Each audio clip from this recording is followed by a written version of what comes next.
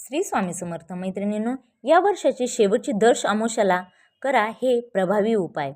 यंदा 18 मार्च 2026 रोजी आहे, म्हणजे सकाळी 8:26 सुरू होत आहे आणि दुसऱ्या दिवशी 19 मार्च 2026 रोजी सकाळी 6:54 अमावस्या संपणार आहे। तर 18 तारखेचा संपूर्ण दिवसभर अमावस्या असणार आहे।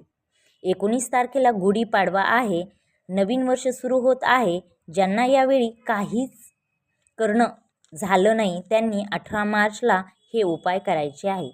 तुमच्या घरातील आता हे उपाय कोणकोणते? तुमच्या घरातील साफसफाई। अमावस्या हा दिवस लक्ष्मी प्राप्तीचा दिवस मानला गेलेला आहे, म्हणून तर आपण लक्ष्मी पूजन हे अमावस्याच्याच दिवशी करत असतो। माता लक्ष्मी आपल्या घरात केव्हा येते?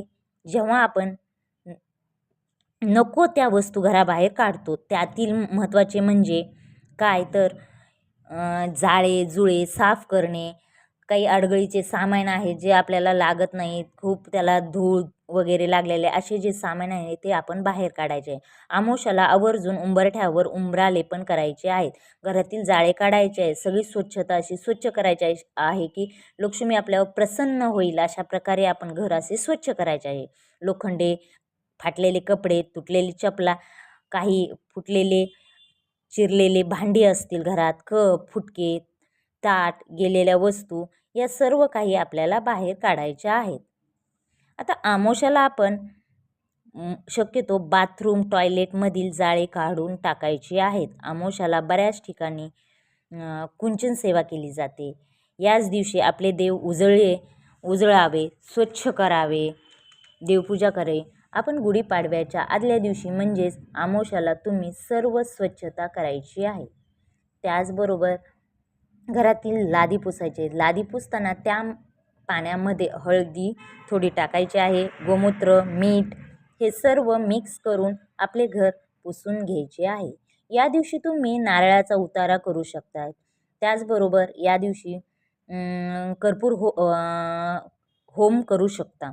त्याचबरोबर आपल्या घरातील निगेटिव्हिटी निघून जावी यासाठी आपण हा उपाय करायचा आहे। पिवळी मोहरी हातात घेऊन त्यावर थोडं अंगारा टाकायचा आहे व 11 वेळा कालभैरव अष्टकम पठण करायचे आहे व ती रक्षा सर्व कोपऱ्यात बाथरूम टॉयलेटमध्ये टाकायची आहे, सर्व कोपऱ्यांमध्ये टाकायचे व सकाळी झाडूनी ती लोटून डस्टबिनमध्ये टाकायची आहे।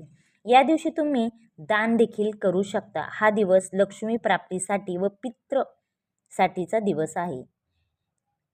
हिरण्यदान केल्याने पितृदोष कमी होतो। आता हिंदू पंचांगानुसार प्रत्येक मराठी महिन्याच्या कृष्ण पक्षात येणारी अमावस्या म्हणजे दर्श अमावस्या होय, ज्या दिवशी चंद्र पूर्णपणे अदृश्य दिसतो। या दिवशी पूर्वजांचे पितरांचे आशीर्वाद मिळण्यासाठी आणि पितृदोष निवारण्यासाठी विशेष पूजा, तर्पण, पिंडदान, दानधर्म केला जातो, कारण या दिवशी पितृ पृथ्वीवर येतात।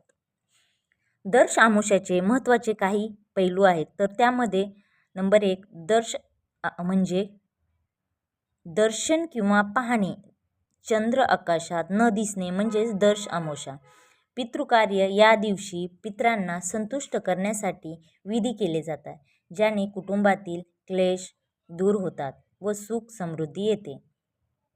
दान पूजा मध्ये या दिवशी नदीत स्नान करावे, काळ्या तिळाचे दान करावे, दिव्यांचे दान आणि पिंपळाच्या झाडाची पूजा करणे खूप शुभ मानले जाते। अशा प्रकारे आपण जे घरातील स्वच्छता जी तुम्हाला सांगितली आहे, सर्वप्रथम टॉयलेट आणि त्याच्यामधील तुम्ही नियमित जाळे काढतात, पण अमावस्याच्या दिवशी तुम्ही घर स्वच्छ करून घ्यायचे आहेत, बाथरूम वगैरे पण करायचे आहेत। त्याचबरोबर जे तुम्हाला पिवळे तीळ सांगितले आहेत त्याचा पण तो उपाय करायचा आहे। त्याचबरोबर नारळाचा देखील तुम्हाला उपाय करायचा आहे आणि जो तुम्हाला मंत्र मी सांगितलेला आहे तो मंत्र देखील म्हणायचा आहे। त्याच्यासाठी आपण जी दर्श अमावस्या आहे तर या दिवशी आपल्याला हे उपाय करायचे आहे। जर तुम्हाला माझा हा व्हिडिओ आवडला असेल तर नक्की माझ्या चॅनलला सबस्क्राईब करा, लाईक करा, शेअर करा आणि कमेंट्स बॉक्समध्ये लिहायला विसरू नका। श्री स्वामी समर्थ।